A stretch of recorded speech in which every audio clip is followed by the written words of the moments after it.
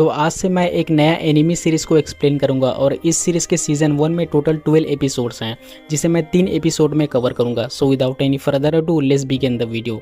तो इस स्टोरी की स्टार्टिंग में हम मोमो अयासे नाम की लड़की को देखते हैं जो अपने बॉयफ्रेंड से लड़ रही थी, इसलिए उसका बॉयफ्रेंड मोमो से ब्रेकअप कर लेता है। ब्रेकअप की वजह से मोमो बहुत उदास थी, लेकिन मोमो एक केन ताकाकुरा टाइप के लड़के को बचपन से पसंद करती है, जबकि वो उससे कभी मिली भी नहीं। खैर मोमो एक चश्मिश लड़के को देखती है जिसे बाकी लड़के परेशान कर रहे थे, इसलिए मोमो उस लड़के का हेल्प करती है। मोमो जा ही रही थी कि वो चश्मिश लड़का मोमो को एलियन के बारे में बताने लगता है, लेकिन मोमो को एलियन में कोई इंटरेस्ट नहीं है, इसलिए वो जाने लगती है। बट फिर भी वो चश्मिश लड़का मोमो के सामने एलियन के बारे में बोलता रहता है, इसलिए मोमो उस चश्मिश लड़के को ताने मार के जाने लगती है। मोमो के बात सुन के चश्मिश लड़के का दिल टूट जाता है और वो उदास हो जाता है। ये बात मोमो भी जान जाती है, इसलिए वो उस लड़के को सॉरी बोलती है। मोमो एलियंस पे नहीं बल्कि भूतों पे बिलीव करती है, इसलिए वो चश्मिश लड़का मोमो पे हंसने लगता है। मोमो और चश्मिश लड़का अपने अपने बातों को लेकर लड़ने लगते हैं, इसलिए मोमो और चश्मिश लड़का एक दूसरे को चैलेंज करते हैं। चश्मिश लड़का मोमो को एक अबैंडन बिल्डिंग के अंदर में भेजता है क्योंकि लोगों का मानना था कि उस जगह में एलियन आते हैं, और मोमो चश्मिश लड़के को एक भूतिया टनल में भेजती है क्योंकि मोमो का मानना था कि उस टनल में भूत रहते हैं, और दोनों एक दूसरे से मोबाइल में बात कर रहे थे। मोमो जब छोटी थी तब मोमो की दादी मोमो को एक अजीब सा रिचुअल करवाती थी, जिस वजह से बाकी बच्चे मोमो का मजाक उड़ाया करते थे।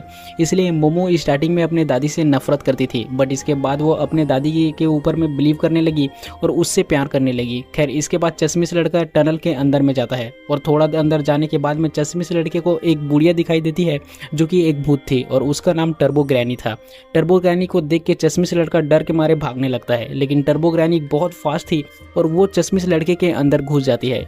चश्मिश लड़के को बचाने के लिए मोमो वहां से जाने लगती है, बट तभी कुछ लोग मोमो को पकड़ लेते हैं, और वो लोग सर्पो एलियंस थे।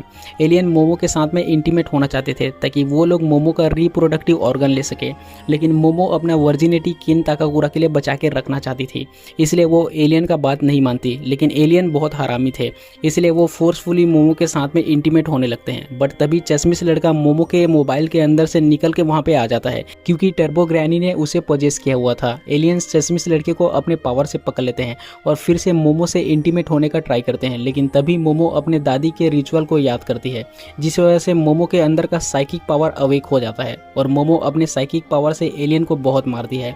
इसके साथ में मोमो टर्बो ग्रैनी से भी चश्मिश लड़के को छुड़ा लेती है, बट चश्मिश लड़के का दोनों बॉल्स टर्बो ग्रैनी के पास में था, इसलिए चश्मिश लड़का टर्बो ग्रैनी के कर्ज में था और एलियंस का शिप भी क्रैश हो जाता है। इसके साथ में दोनों को भूत और एलियंस में यकीन हो गया था। मोमो अपने साइकिक पावर से टर्बो ग्रैनी के कर्ज को कंट्रोल करके रखती है, और कर्ज को हटाने के लिए उन्हें टर्बो ग्रैनी को हराना होगा। तभी मोमो चश्मिश लड़के से उसका नाम पूछती है, और उस चश्मिश लड़के का नाम केन ताकाकुरा था। ये सुन के मोमो मानना नहीं चाहती थी कि वो जिस लड़के के बारे में सोचती है वो यही चश्मिश लड़का है। इसके बाद मोमो चश्मिश लड़के को बोलती है कि तुम कभी अपना नाम नहीं लोगे और मैं तुम्हें ओकारून कह के बुलाऊंगा, और इसके लिए केन ताकाकुरा भी मान जाता है। मोमो ओकारून को अपने घर लेके जाती है ताकि उसकी दादी उनका हेल्प कर सके, लेकिन जैसे ही ओकारून मोमो के घर के अंदर में पैर रखता है वो जलने लगता है, इसलिए मोमो अपने साइकिक पावर से ओकारून को पानी में डाल देती है। ओकारून इसलिए जला था क्योंकि मोमो के दादी ने एक बैरियर लगाया हुआ था ताकि नेगेटिव एनर्जी उसके घर में ना आ सके, और ओकारून अभी टर्बो ग्रैनी के कंट्रोल में है। लेकिन मोमो उस पेपर को निकाल देती है, जिस वजह से ओकारून बिना जले मोमो के घर के अंदर में आ जाता है। इसके बाद मोमो अपना कपड़ा चेंज करती है और वो ओकारून को भी कुछ पहनने के लिए देती है। मोमो ओकारून का बॉल देखना चाहती थी क्योंकि टर्बो ग्रैनी ने ओकारून का बॉल ले लिया था।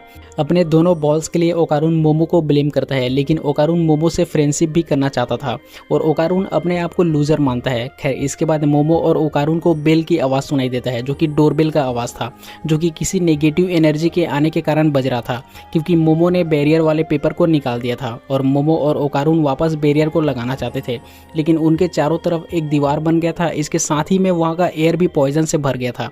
बट मोमो और ओकारून पे अटैक करने वाला कोई भूत नहीं बल्कि एलियन था, और वो एक सुमो रेसलर के जैसा दिख रहा था। मोमो और ओकारून एलियन से जान बचा के भागने लगते हैं, बट उनके चारों तरफ दीवार था। इसके अलावा वहाँ का एयर भी पॉइजन से भर गया था, इसलिए मोमो और ओकारून को जल्दी कुछ करना था। तभी ओकारून टर्बो ग्रैनी के पावर को यूज करने का सोचता है। हालांकि इसमें रिस्क था बट और कोई रास्ता नहीं था, इसलिए मोमो भी मान जाती है, और इसके बाद में ओकारून ट्रांसफॉर्म हो जाता है और वो बहुत स्पीड से एलियन के उंगलियों को काट देता है। लेकिन फिर भी ओकारून अपने आप को लूजर समझ रहा था। खैर अब भी एलियन हारा नहीं था और ओकारून फिर से नॉर्मल हो जाता है क्योंकि उसका बॉडी टर्बो ग्रैनी के पावर को संभाल नहीं पा रहा था। बट फिर भी ओकारून एक बार फिर से ट्रांसफॉर्म हो सकता था, इसलिए मोमो एलियन के हाथों को जमीन में टच करवाना चाहती थी, क्योंकि अगर सुमो रेसलर का हाथ जमीन में टच हो जाता है तो रूल के हिसाब से सुमो रेसलर हार जाएगा। और ये सुन के ओकारून एलियन के पैर को काट देता है और मोमो अपने साइकिक पावर से एलियन को जमीन में गिरा देती है। फिर भी एलियन हार नहीं मानता क्योंकि वो एक एलियन है जो कि सिर्फ रेसलर के जैसा दिखाई दे रहा है। एलियन मोमो को पकड़ के जोर से पंच मारता है। इसके बाद भी एलियन रुकता नहीं है, वो लगातार मोमो को पंच मारता ही रहता है, जिस वजह से मोमो गेट के बाहर पहुंच जाती है। और यही मोमो चाहती थी, क्योंकि इसके बाद में मोमो बैरियर वाले पेपर को गेट में लगा देती है। इसके बाद में एलियन जल के मारा जाता है। इसका मतलब मोमो के दादी का स्पेल भूतों के अलावा एलियन पे भी काम करता है। बट मोमो ने अपने पावर का बहुत ज़्यादा यूज़ कर लिया था, इसलिए वो बेहोश हो जाती है। और अब टर्बो ग्रैनी के पावर को कंट्रोल करने वाला कोई भी नहीं था, इसलिए ओकारून वापस टर्बो ग्रैनी के कंट्रोल में आ जाता है और टर्बो ग्रैनी मोमो को खाने वाली थी। बट तभी वहाँ पे मोमो की दादी सेइको आ जाती है और वो झाड़ फूक जानती थी, इसीलिए वो टर्बो ग्रैनी को एक सर्कल में पकड़ के तरीके से कूटती है। सेइको टर्बो ग्रैनी को मार देना चाहती थी, लेकिन ऐसा करने से ओकारून भी मर जाएगा। इसके बाद मोमो उड़ती है और वो ओकारून को ढूंढने लगती है। सेइको ने ओकारून को पूजा घर में रखा था। मोमो दौड़ते हुए ओकारून के पास में जाती है। ओकारून वहाँ पे ठीक था और राइस खा रहा था, बट पता नहीं क्यों ओकारून को देख के मोमो ओकारून पे गुस्सा करती है। और खुद मोमो को भी पता नहीं था कि वो ऐसा क्यों कर रही है। और उस घर में सेइको ने जंतर मंतर किया हुआ था, इसलिए जब तक ओकारून उस घर के अंदर में रहेगा तब तक टर्बो ग्रैनी ओकारून को कंट्रोल नहीं कर पाएगी। मोमो सेइको को बता देती कि ओकारून का दोनों बॉल टर्बो ग्रैनी के पास में है और जब तक वो लोग ओकारून का बॉल टर्बो ग्रैनी से वापस नहीं ले लेंगे तब तक ओकारून नॉर्मल नहीं हो पाएगा। और मोमो सेइको को अपने पावर के बारे में भी बता देती है। खैर टर्बो ग्रैनी बहुत पुरानी और पावरफुल चुड़ैल है जिससे सब डरते हैं। और सेइको एक बार उस टनल के पास में गई भी थी, लेकिन वो टर्बो ग्रैनी का इलाका था, इसलिए सेइको वहाँ पे टर्बो ग्रैनी को हरा नहीं पाती। इसलिए सेइको टनल के अंदर में नहीं जाती। सेइको चाहती थी कि मोमो इस मामले में ना पड़े, लेकिन मोमो ओकारून को बचाना चाहती थी। इसलिए सेइको मोमो को बताती है कि उसे टर्बो ग्रैनी को रेस के लिए चैलेंज करना होगा, क्योंकि टर्बो ग्रैनी को अपने स्पीड में बहुत घमंड है। रेस करते हुए मोमो और ओकारून को टर्बो ग्रैनी को उसके एरिया से बाहर लेके आना होगा, क्योंकि टर्बो ग्रैनी अपने एरिया के बाहर में बहुत कमज़ोर हो जाती है। और इस तरह मोमो टर्बो ग्रैनी को हरा सकती है, क्योंकि सेइको का पावर भी इस एरिया के गॉड से चलता है। सेइको ओकारून और मोमो को ट्रेनिंग करने के लिए बोलती है ताकि वो टर्बो ग्रैनी को हरा सके। ओकारून मोमो से माफ़ी मांगता है क्योंकि वो उस एलियन से मोमो को बचा नहीं पाया था, बट मोमो ओकारून से नाराज़ नहीं थी। इसके दूसरे दिन ओकारून को बाथरूम जाना था, लेकिन अगर ओकारून को मोमो देख नहीं पाएगा तो वो उसके कर्ज को कंट्रोल नहीं कर पाएगी। इसका मतलब मोमो को ओकारून के साथ में बाथरूम में जाना पड़ेगा, जिसके लिए ओकारून साफ मना कर देता है। मोमो हर किसी इंसान या फिर चीज़ों के ऑरा को देख पाती है और उनके ऑरा को पकड़ के उन्हें कंट्रोल कर पाती है। खैर ओकारून का प्रेशर बहुत ज़्यादा बढ़ गया था, इसलिए उसे मोमो के सामने बाथरूम करना पड़ता है। बट थोड़ी देर के लिए मोमो का फोकस ओकारून से हट जाता है, इसलिए टर्बो ग्रैनी ओकारून को कंट्रोल कर लेती है। टर्बो ग्रैनी मोमो को नाइट में टनल में बुलाती है और अगर मोमो ऐसा नहीं करेगी तो टर्बो ग्रैनी ओकारून और बहुत सारे लोगों को मार देगी। मोमो ये बात अपने दादी सेइको को बताती है, इसलिए सेइको मोमो और ओकारून को ट्रेडिशनल कपड़े पहना के टर्बो ग्रैनी से लड़ने के लिए भेजती है, क्योंकि इन कपड़ों में बुरी आत्माओं का पावर थोड़ा कम हो जाता है। मोमो मेट्रो से जाती है क्योंकि साइकिल में टाइम लगेगा। खैर पूरी तैयारी करके मोमो और ओकारून टनल के सामने पहुंच जाते हैं। फिर दोनों टनल के अंदर में जाते हैं। मोमो को लग रहा था कि हमने एलियन को भगा दिया तो ये टर्बो ग्रैनी क्या कर लेगी। तभी टर्बो ग्रैनी उनके सामने आती है, जिसका सर ही टनल के बराबर था। ओकारून टर्बो ग्रैनी से लड़ने के लिए ट्रांसफॉर्म हो जाता है, बट थोड़ी ही देर बाद में ओकारून फिर से नॉर्मल हो जाता है, क्योंकि टर्बो ग्रैनी ने ओकारून के बॉल्स को लौटा दिए थे, जिस वजह से ओकारून का कर्ज भी फ्री हो गया था।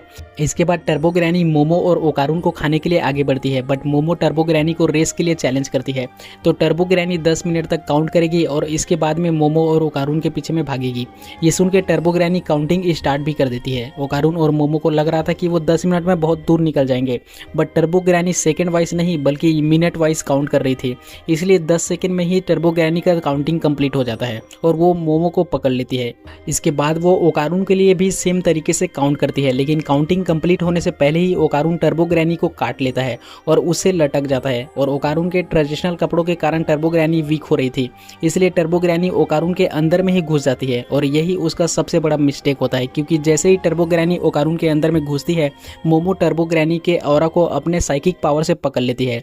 लेकिन टनल के अंदर में और भी बहुत सारे स्पिरिट थे जो टर्बो ग्रैनी को छुड़ाने के लिए एक बड़ा सा क्रैब बन के मोमो और ओकारून का पीछा करता है, और अब ओकारून टर्बो ग्रैनी के पावर को यूज कर सकता था, इसलिए वो ट्रांसफॉर्म हो जाता है और वो मोमो को लेकर जोर से जंप करता है और सीधे सिटी में लैंड करता है।